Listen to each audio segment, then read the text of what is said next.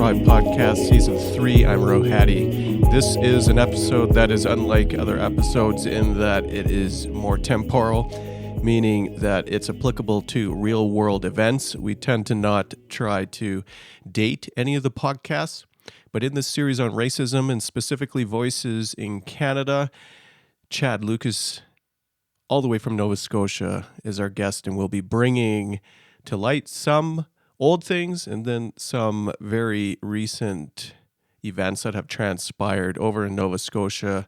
Look up the fisheries dispute around lobster fishing and the Mi'kmaq people. Chad opens with that and then gives us a cursory overview of what is happening on the shores of Nova Scotia. Nova Scotia has some unique history in that it has Black history, something that Canadians don't really think we have, but it has a deep, deep history of Black loyalists. And the end of the Underground Railroad perhaps is the only thing that most Canadians would know about Nova Scotia and the connection to Black diaspora, enslaved Africans. That whole story is rich, but also rich in despair and oppression.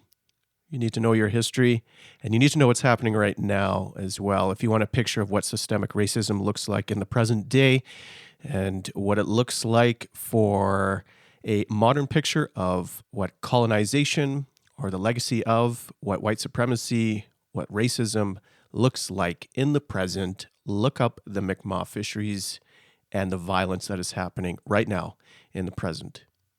Without further ado, let's jump into this 1 hour conversation. I didn't split it up. Rather, you can pause it. Chad Lucas and myself speaking not quite a month ago, beginning of October. The red light is on. Welcome everyone to Faith in the Fresh Vibe podcast. I am Rohadi. Today we are going coast to coast practically. Well, I'm not on a coast. We're going from the Rocky Mountains on Treaty 7 all the way down to... What territory are you on, Chad? I'm in Mi'kmaqi, the unceded territory of the Mi'kmaq, otherwise known as Nova Scotia. One thing that I remember in Nova Scotia was not meeting Chad Lucas, who is our guest. I might have watched you play the piano or something. That's very possible. In my jaunt.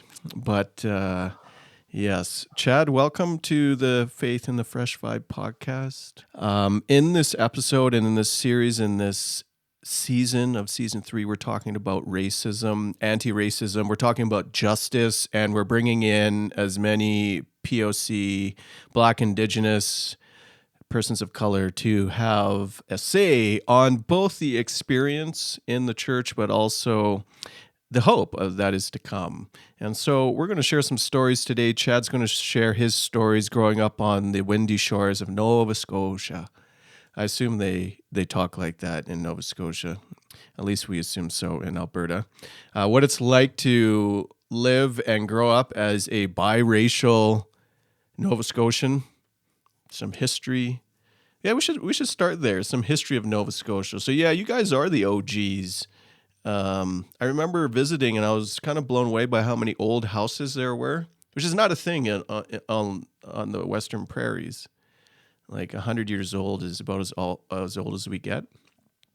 But man, you had some like parts of Halifax, and then parts of some of these other like Kentville, or just out into the countryside. Some old homes that remind me of Downton Abbey. Yeah. If I had ever seen that show before. No, I have not. But I assume so. Yeah.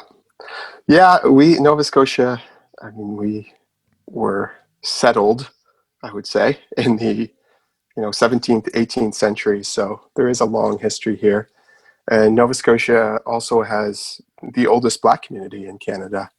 The first recorded Black person in Canada was Matthew DaCosta, who was an interpreter for one of the explorers. I forget which one, in 1604, 1605. That's actually decolonizing history exactly. Right there. Matthew you forgot the white guy. He's the important name to remember here. So, he was 1604, 1605. Oh, wow. Yeah. then Halifax, obviously the next sort of influx of Black people would have been slaves. We tend to forget that Canada actually had slavery, but Nova Scotia was, there are records in the archives of like slave auctions on the Halifax waterfront. So that's part of our story. And then the big wave that first came, and some of my ancestors came, was the Black Loyalists in the 1780s, who were slaves in the United States. Britain said, hey, fight for us in the Revolutionary War.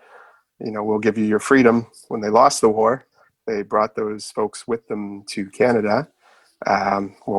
British North America at the time, I guess it wasn't Canada yet.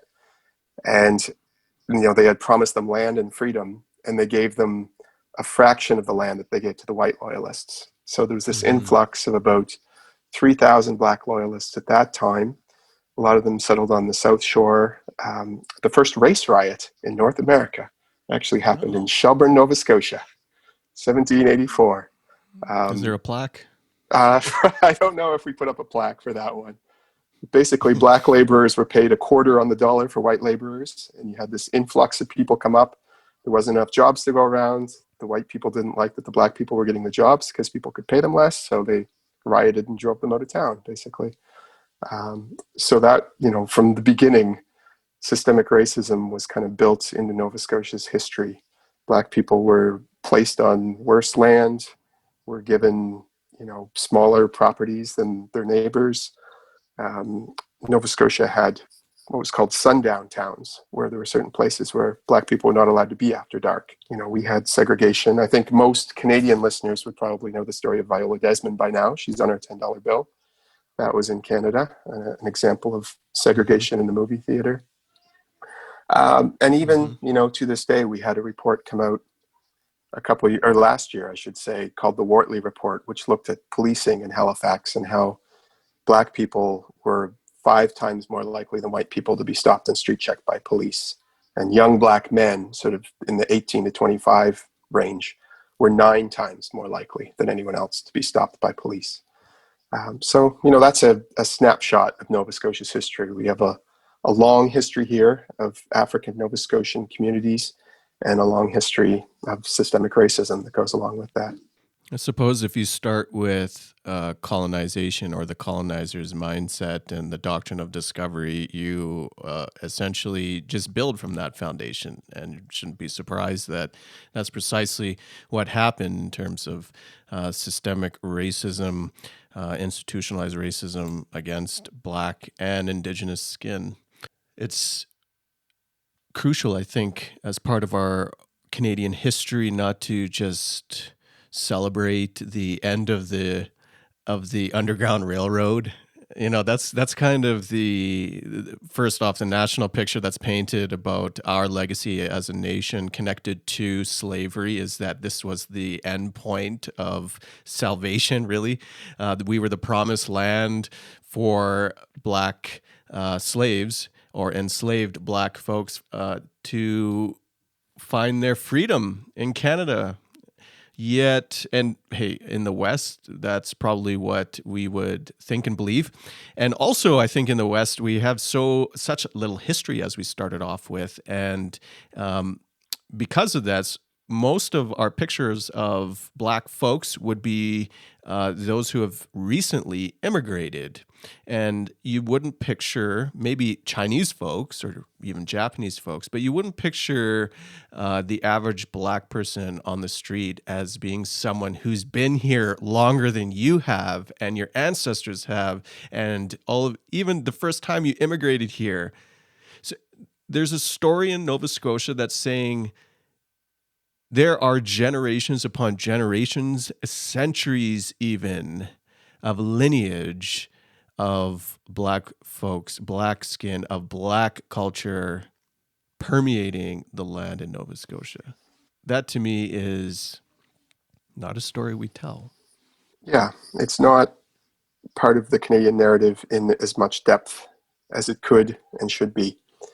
Even sometimes stories like Viola Desmond, we celebrate that now on the $10 bill, and we tell it as the story of Canada's Rosa Parks, quote unquote. But we don't talk about the fact so much that Viola actually had to leave Nova Scotia. She just, after everything went down, it was just rough for her. And she died very young, in her 50s. This event that we now commemorate took a real toll on her. And, even going back to the Black Loyalists, a lot of them ended up leaving Nova Scotia and settling in Sierra Leone about 10 years after they came. Conditions in Nova Scotia were just so awful that they said, we're out of here. let's go try to get back to Africa, essentially. So yeah, our history is long, and it's not always sort of the open, tolerant, loving story we like to tell sometimes. It's almost as if Nova Scotia is this microcosm in Canada that essentially, less all the snow, reflected every piece of American history surrounding enslaved Africans, like the segregation, slavery. Segregation is a big piece here because Africville is a story in Nova Scotia of a Black community that was just constantly brutalized, segregated, disenfranchised, and the like. Give us a little bit of a snapshot and context here for all of us on the West about the stories surrounding Africville. Sure. So Africville was a community made up of predominantly Black people, dating back, again, some of them to the Black Loyalist era. Some of them, there was another wave of Black refugees who came up from the War of 1812.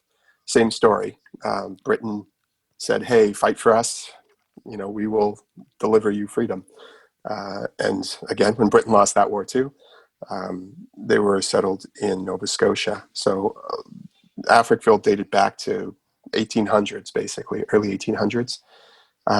Black community right on the Halifax Harbor, beautiful spot. But it's a community where, anything that needed to go somewhere, whether it was a dump or an infectious disease hospital or any sort of unsightly premises, was placed next to Africville. It didn't get the same services, municipal services, that other neighborhoods did. Fire departments wouldn't necessarily go there. If your house caught fire in Africville, you were on your own. You better hope your neighbors would help you out. And then eventually, in the 60s, the city decided this prime piece of real estate right on the harbor would be a good spot for the new McKay Bridge spanning the harbor and a few other things, and made the argument that, Africville's homes were unsightly. Some people didn't actually have deed to their land. So basically arguing conditions were bad, which of course the conditions were bad because systemic racism created those conditions. So it was kind of a circular argument. But anyway, they went in, they offered to move people out. They paid some people to leave. And eventually they decided basically everybody had to go. So, there are stories of people's belongings being moved out in garbage trucks, or, people's homes being bulldozed while they were in church. Finally, the church itself was bulldozed, and people were relocated to, some of them to city housing more downtown. But essentially their community was dispersed and scattered and reclaimed, essentially. So, there was an ongoing lawsuit, legal process. There's been an official apology. They've rebuilt the church. So there's been some sort of, I guess, reconciliation. I don't know if I'd go as far as to say reparations, because I don't know if Africville descendants would actually call it that. But so the city has acknowledged this, but I mean, it's still, it had a ripple effect, obviously. People were uprooted from the community, moved into other communities, and it's certainly had a big impact on Nova Scotia's history. Oh, we're going to date this podcast, which always chagrin, but it's important, I think, because right now we're going through a time where we are kind of lapsed in our COVID response. We're getting used to this new normal. We're still, however, in a pandemic, and this second wave, I know Nova Scotia has shut down their borders and they've tightened up quite well. Alberta, man, Wild West. We go wherever we please. If we want to go to vacation in BC or wherever, we're just going to go. And so second wave is coming to Ontario. One of the things as well that struck us in May and, well, struck us in the general public and dominated the media was now this vast movement surrounding anti-blackness and racism and the calls for justice. Right now, the results of the grand jury are coming out for Breonna Taylor, and that news is not going to be good. We have pictures coming out of red deer. Oh, classic Alberta. Like, just put yourself on the national scale. And anytime you hear red deer, you know it's going to be the KKK beaten up on BLM or protests calling for justice. And you don't usually see pictures like this on Canadian national television. We intentionally deflect to the US. I remember a month ago, the leading story in the national news wasn't even Donald Trump, it was Joe Biden in Kenosha. I don't know why, other than we just don't want to own our own national narratives. But to see the violence break out in Red Deer, and yeah, I mean, they're country bumpkins, but it's coming to a head now. We have a uniquely Canadian problem with racism. It's our own, and we have to face it. And another one is happening and unfolding right now in Nova Scotia. I wonder if you can give us a little snapshot. What's happening in Nova Scotia, or that's kind of been, that has now blown up, but this has happened in the past as well. It's just sort of revealing the deep-seated racism across the land. Yeah, I mean, there's been an issue in the last couple of weeks surrounding lobster fishery.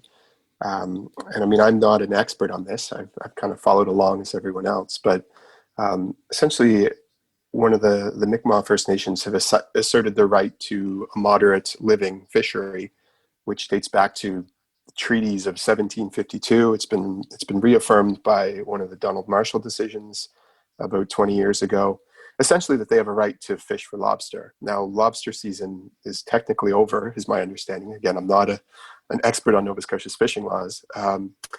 So commercial fishermen are protesting and essentially saying that they shouldn't be doing this because it's going to affect the sort of the stability, the sustainability, and the conservation of the lobster fishing stocks. Now, again, my understanding is Mi'kmaq fishermen get about 250 traps in total. Commercial fishermen get more than that individually. So we're not actually talking about a huge amount here. You know, companies like Clearwater can go out and fish, you know, by the millions. So it strikes me as a very patronizing argument for white folks who have, you know, fished things like cod almost to depletion here in the past, well, to collapse. Yeah, essentially to collapse, to be now pointing the finger at Mi'kmaq fishers who, you know, have lived sustainably on this land for thousands of years before anyone arrived here, and telling them, oh, you're going to harm the lobster stocks. You should be concerned about conservation. So I mean, it's racism light. Yeah, there's a lot of paternalism in even the best intention arguments that I've heard. And I mean, I've seen a lot that are just honestly straight up racism. Some of the things that some of my Mi'kmaq brothers and sisters are dealing with is just straight up discrimination. It is a picture, I think, across the Canadian landscape of what it means to be outside of the mainstream. And there is a shift coming. You can feel it because those who are fighting for their privilege are doing so because they feel threatened that it's being challenged or it's being lost.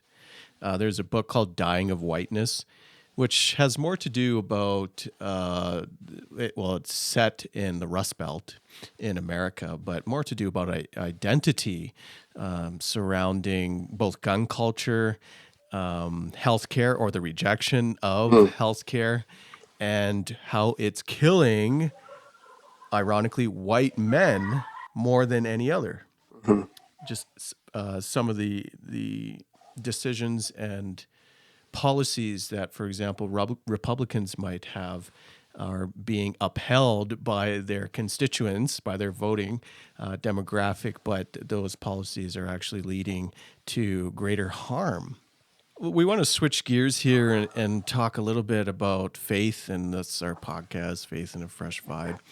Both of us kind of grew up in a similar space in what I would call now white evangelicalism. I would have called it just maybe evangelicalism before, but there was a very specific white part that I think needs to be part of the identity of what formed me. What about yourself? Was that your picture growing up when it came to faith and church? Yeah, I grew up in a church that was predominantly white. As a kid, I am biracial. My father's African Nova Scotian. My mother's Scottish by generations. Her ancestors came here around the same time as my African Nova Scotian ancestors, Okay. but from Scotland. Um, so, What date is that? oh, late 1700s on both Okay. sides. Yeah, Yeah, you're right. yeah. OG. I'm Okay. like an eighth generation Nova Scotian. No one's more Scotian than me, basically. uh, I can tell it in your accent. so, it's kind of growing up in that culture. And, I talked about the history of Nova Scotia's Black community, but we're still like 3% of the population, right? So, I mean, Mm. I went to schools where there were maybe one or two other Black kids in my class. So it didn't feel unusual, I guess, for me to go to a church that had the same kind of makeup. Mm. Even though we do have here in Nova Scotia, there's what's called the African United Baptist Association, which is the churches primarily in Black communities. But we were in a predominantly white community. We didn't go to a church like that. So, yeah, I did grow up, I would say, in a pretty white evangelical context. And for a long time, I didn't really think about it. It's kind of like, what's the saying? You don't recognize the water that you're swimming in, sort of thing. Mm. It Hmm. was just the culture. Yeah, it's just Um, life. yeah, and I started, I think, to have my awakening more as a teenager. I remember reading Malcolm X's autobiography when I was 13 or 14, and that kind of stirred something in me. And then, I remember growing up, I would have been a teenager in the 90s. So this was the era of reconciliation. I remember we had a conference where we brought Black and white leaders together and we sang Break Dividing Walls and did all the symbolic kind of stuff that people were doing in the 90s. And, it felt like this moment and this thing. But, as I got older, uh, I saw that didn't really lead to any real systemic change, and as I sort of, hit college age and started reading more and just started to realize, as a lot of people of color do who grow up in that context, that there was more out there and other perspectives out there to faith. I kind of grew up, eventually realized, I guess, that the white evangelical view is sort of one piece of the pie, although it often kind of tends to present itself as the whole pie. So, gradually as in my young adult years and even into adulthood, kind of started to think, there's probably more out there, and started to look beyond just the white evangelical context. As someone in biracial skin, was there a point where you were alerted to or woke to your biracialness? Um, or were you able to meander your way through both worlds with relative ease? No, I would say I was always aware of it. Just in terms of, and I think like a lot of biracial folks, growing up in a predominantly white community, not being, I had connections to the Black community, but I wasn't, in a Black neighborhood going to a Black church. Um, that feeling of where do I fit exactly, kind of in either Yeah. community. I certainly wrestled with that sometimes. And Yeah, then, we're gonna hang on to that because we'll come back to that. So keep going. and then I would just be aware of the difference at school too, right? Like I didn't encounter a lot of sort of overt racism, but people would make sort of the Black jokes and expect you to laugh. And after a while, you'd have to be like, yeah, that's not actually funny. So yeah, I was certainly always aware of difference and of being different. I appreciate you sharing that. I think as a depending on who I'm with will dictate what I would classify myself with. Either I'm Asian or I'm brown. And in Canada, brown is an Indian, like East Asian, because I know in parts of America, brown is more Latinx. I appreciate you sharing just pieces of identity of always knowing, because in my brown or Asian skin, it has been something to be alerted to. Like, I'm clearly brown and dark, right? And so that part, not so much, but to be alerted to the racialization of me, that took a little bit of time, especially growing up in the white suburbs. And I know for Indigenous and for Black folks, that is something that you're almost born with, an awareness of who you are, or rather what society is telling you about your own skin. And I've had to learn that. And so I certainly acknowledge and appreciate you sharing your story on that.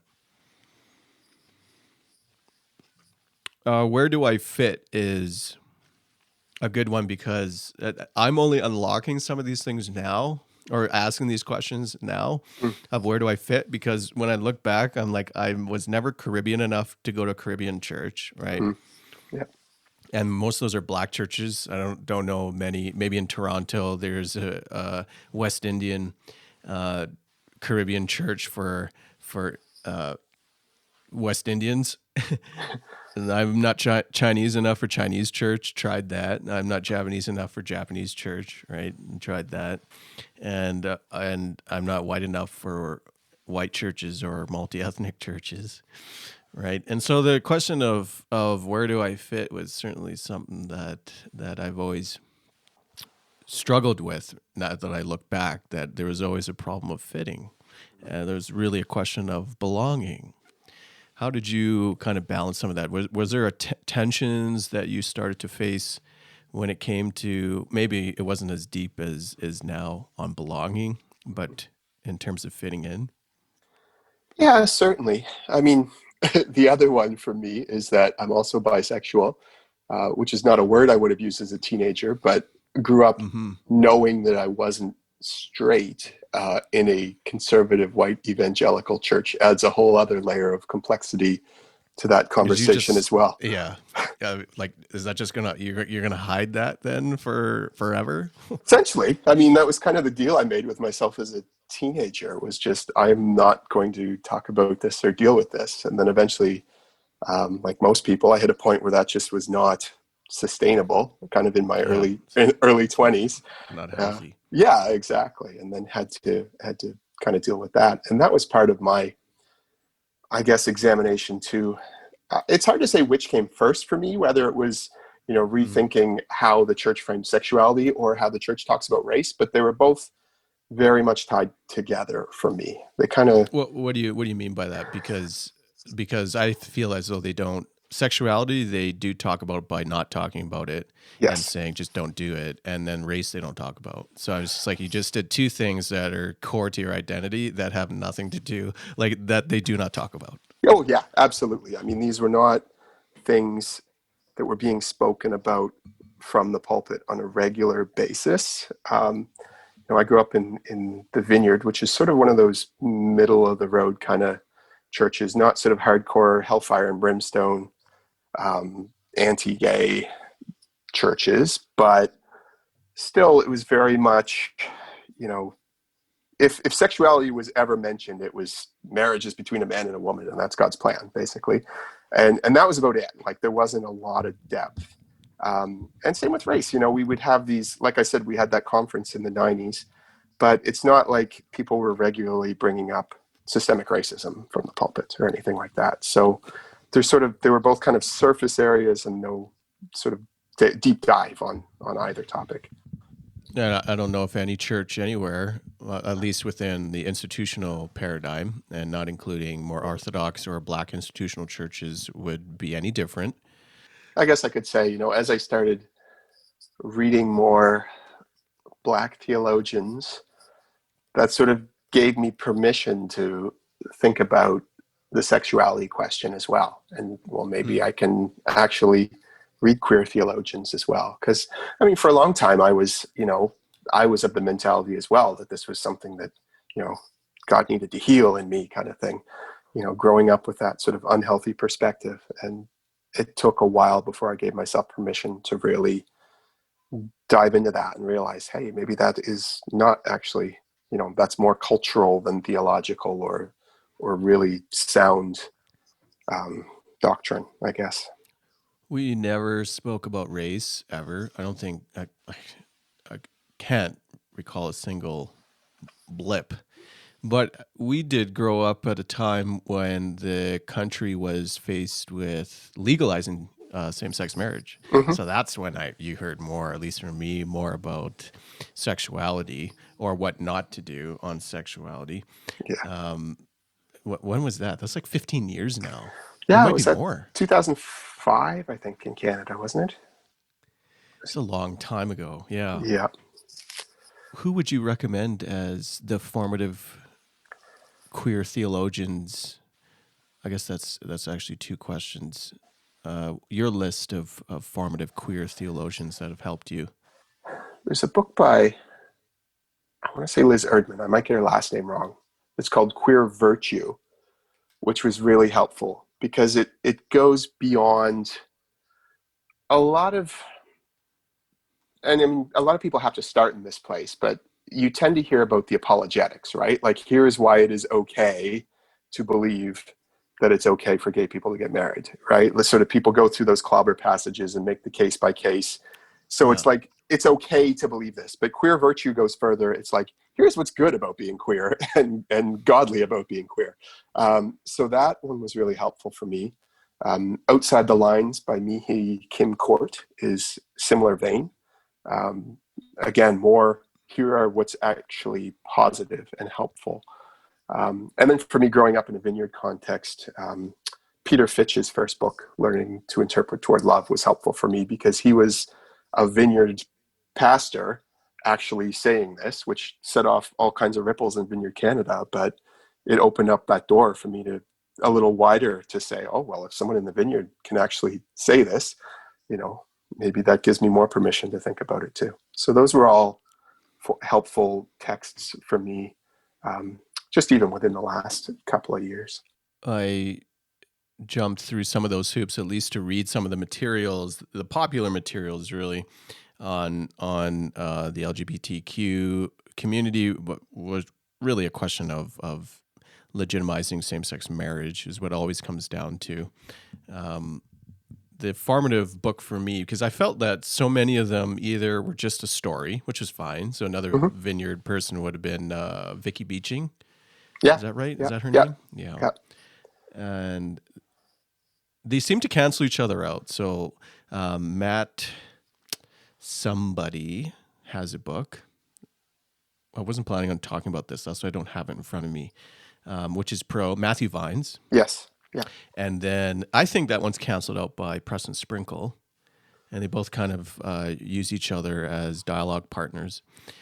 So similar to your book on queer virtue, Karen Keene has been very formative for me. And she just starts making biblical cases of not trying to legitimize same-sex marriage head on, but rather let's tackle these from a quote-unquote biblical perspective. And I really love her book, and she also has an accompanying study guide as well.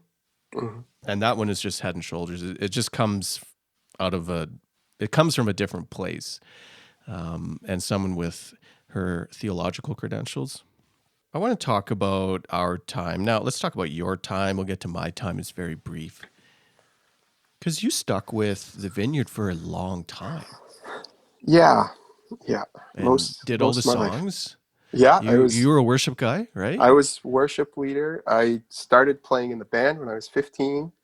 I was leading by 18. I was sort of the church worship coordinator for, that's like, a long time. Yeah. You made it, Yeah. Yeah. Like you can't go much higher.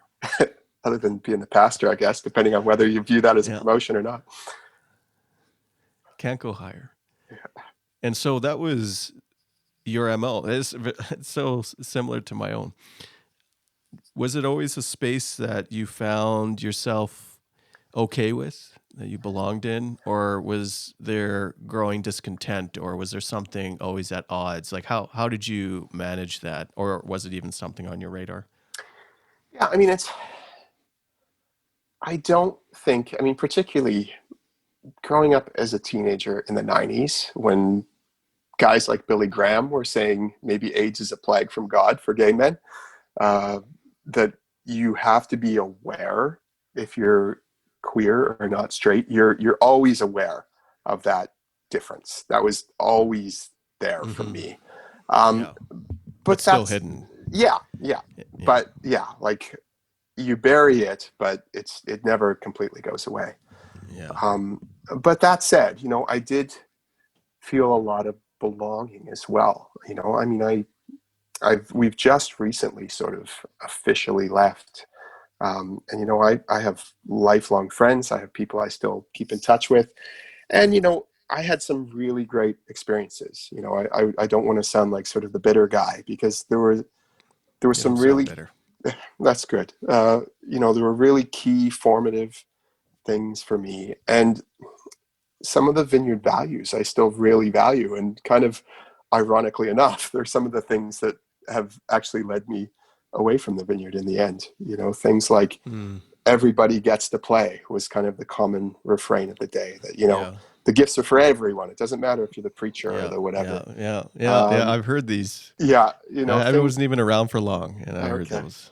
Yeah, and the focus on justice and was a big thing in the vineyard when I was coming up. This idea of the centered set, and that we don't have sort of firm boundaries, but if you're in relationship with Jesus, you're on your way, and we're not going to What happened limit. to that? Oh Well, boy. that's the thing, right? I mean, I kind of hit the point in the last couple of years where realizing, we talk about these things, but we're not doing them. And that's not uncommon, right? I mean, I don't think any church fully lives up to what it says it's about on paper. I don't think any of us as human beings live up to everything we would like to be. So, I don't say that to, I guess, shame the vineyard, but for me, that gap just became too wide between how things looked on paper and what was actually happening. And it was particularly around the question of gender and sexuality, because that had been a real process over the last couple of years, as you know. Um, but, even in the conversation or the way we talk or don't talk about racism, it's kind of been the same thing for me, this realization that, I love the vineyard. I would love it to live up to its ideals, but it is a very white denomination. And that comes out in who sits at the leadership tables and what gets talked about and what doesn't get talked about. It's almost exclusively white, Mm-hmm. and I don't think that's very different from the vast majority of institutional Christianity in the Western Hemisphere. Again, they're not particularly unique in any way, unfortunately, anymore. They're all kind of, all these evangelical or all these even Protestant denominations are all just kind of the same. Yeah, I wonder, go ahead. I was just going to say, and my struggle there is there's so many, and I would put the vineyard in this category, that try to walk that middle ground. One of the first books about the Mm, vineyard was called the Radical Middle, and that was an aspirational kind of thing, and I would have agreed with that 20 years ago. But it's the welcoming but not affirming kind of line, and to the vineyard's credit, they've stopped using that line, at least because they realized that that does not actually exist. But this idea that we can kind of be both and, we can hold to this traditional view of marriage, but we can still say that we're welcoming toward queer people, or that we can say that we're about justice, but we won't talk too deeply about systemic racism in case we upset the more conservative people in our churches. This trying to walk this middle ground and make everybody happy, just I think that's where a lot of churches go astray these days. I think your journey, of which is in many ways the next season, is in our midst, although we're in the pandemic season right now. it's an important one because it is a reality that many people who do not belong into the dominant or mainstream church culture, which it would be the vast majority of Christians of color, and any other marginalized Christian or person, that it's so hard for you to find belonging in the places and spaces that you're in. And you're asking the questions now of how or what might be out there that's different. And also, what am I to do when I don't have a place to belong? And ultimately, that left you on the outside to the point that you left. Mm-hmm. My story's not, in some ways, it's similar. In some ways, it's unique. I never really had a deep connection into the vineyard other than singing all the songs in the 90s. But by relationship came into Vineyard Canada as a licensed minister, again just by relationship, and they didn't even know I existed, which was good. That was the point. And they were decentralized enough to give me the space to operate some weird things in church context. And so the time that I did meet some of the national leaders, it was very positive, and the relationships were there, but there's just so much tension surrounding these questions around sexuality, in particular for the vineyard. We never even got down the road of race, like forget about it. Yeah.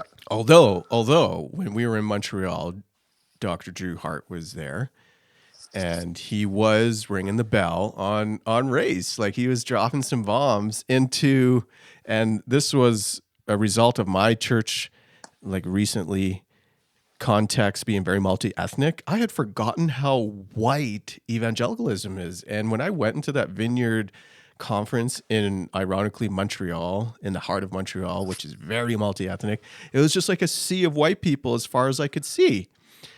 And then there was like 2 black people. Well, 2.5 because you were there.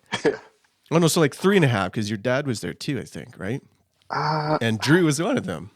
And then there was a couple from Burundi who sort of got they brought some folks in to yes. be like, hey, look what we're doing across the world. Yes, all right, exactly. 5 black people, 5.5.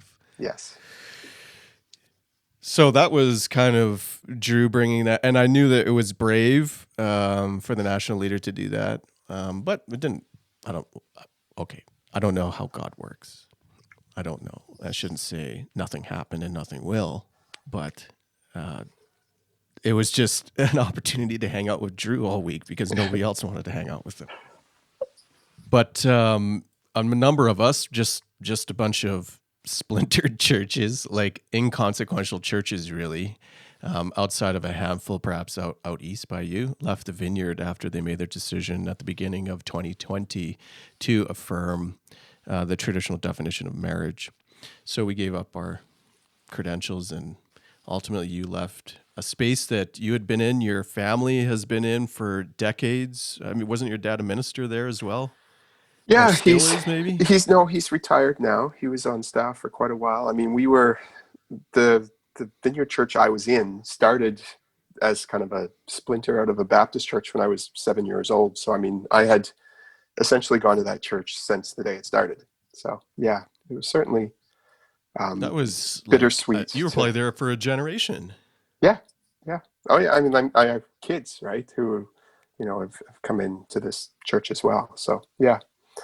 It was not a decision we made lightly and without some trepidation, but it was definitely the right decision for our family.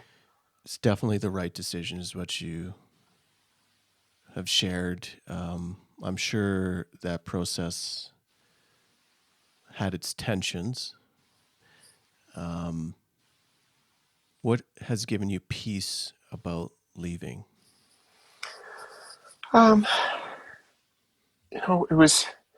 It's always hard to see beyond where you are sometimes, right? It's hard to give up the comfort of the familiar.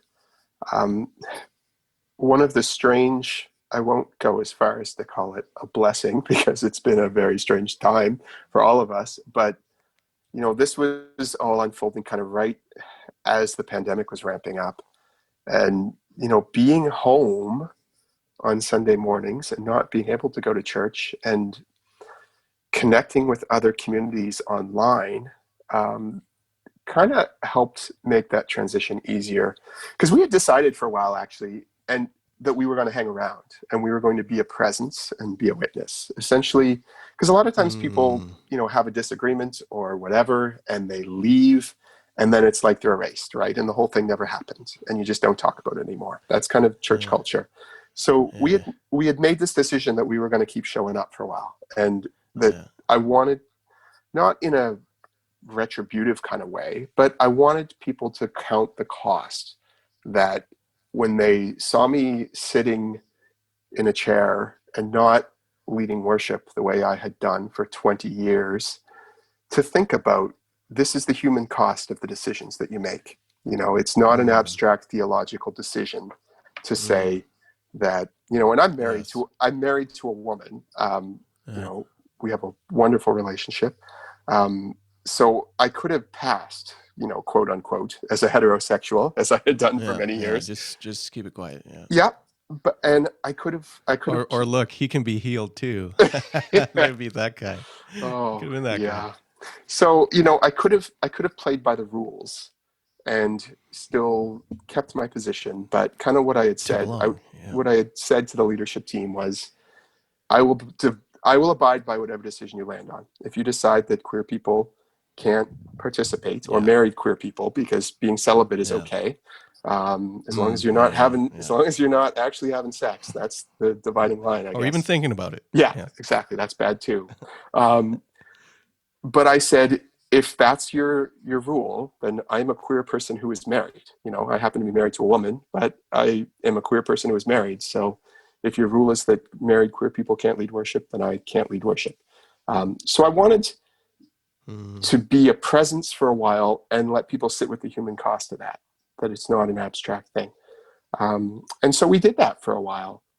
I had resigned from leadership and worship in December, and then just kind of kept going for a few months, which, had its challenges too, but I felt like it was important, and I had relationships there I wanted to keep.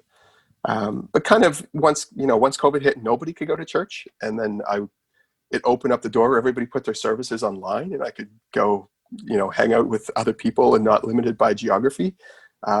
It kind of made me realize, you know what, I think that season is actually done. So, one of the, I guess, hidden blessings of COVID, if we can even call it that, is it gave me that, I guess, that window to explore what else was out there, and just to realize, you know what, I think it created space to reflect and realize, you know what, the season is over. I mean, you have transitioned now outside of a place that you've always known, really. And that has led you now to more unknown. And I was going to say, if we put COVID aside, what do you think about what's next? But we can't do that. In the midst of this global pandemic and the question of what might be next for faith community, for you and the family, what type of picture do you have? Like, is that a hopeful picture, or is that one where you get excited about dreaming about what it could look like? Or does that kind of have you facing the abyss? A little of both, if I'm honest. It's when you leave, I'm not under any illusion that there is a perfect faith community out there, right? I don't think that exists. And I think people burn themselves out and end up disillusioned if they think it will. Any community is going to have its challenges and its flaws.